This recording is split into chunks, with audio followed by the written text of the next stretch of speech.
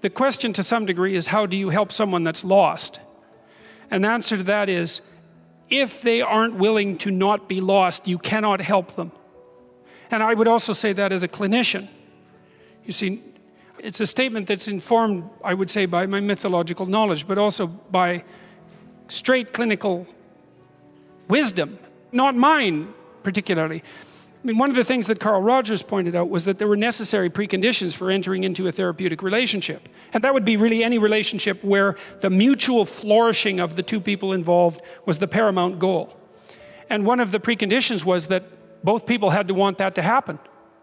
And Rogers believed he didn't know how to get the horse to drink once you had brought it to the water. And I've thought about that a lot, because when people are really lost, sometimes they're so lost that they can't be found. And I think the only thing that you can do in a situation like that is get your life together and manifest the reality of an alternative mode of being. That's what you've got. And so that's the only way I know of to solve an intractable problem. There's a statement in the New Testament that's really vicious. In fact, there's a number of them, but this is a particularly vicious one. And that is, don't cast pearls before swine. And what that means is, if you're trying to help and it doesn't work, then stop helping. It's not helping, right? It may be just wasting your time. It might be making things worse.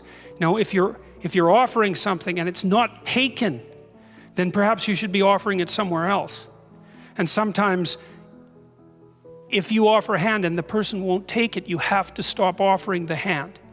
And then what you do is you go off and you have your life. And sometimes that means in people's lives, for example, that they have to leave their family members behind. There's a scene in the New Testament, this is another very harsh scene, where Christ is walking down the road with his disciples. I hope I've got this story right, but I've got it essentially right.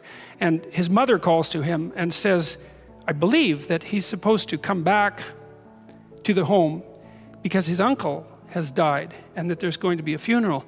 And he turns to his mother and says something like, let the dead bury their dead. I'm about my Father's business. It's something like that. And you read that and you think, that should have been edited out. No, but it shouldn't have been edited out, because it's exactly right, because sometimes the thing you do is walk away because there's no other solution.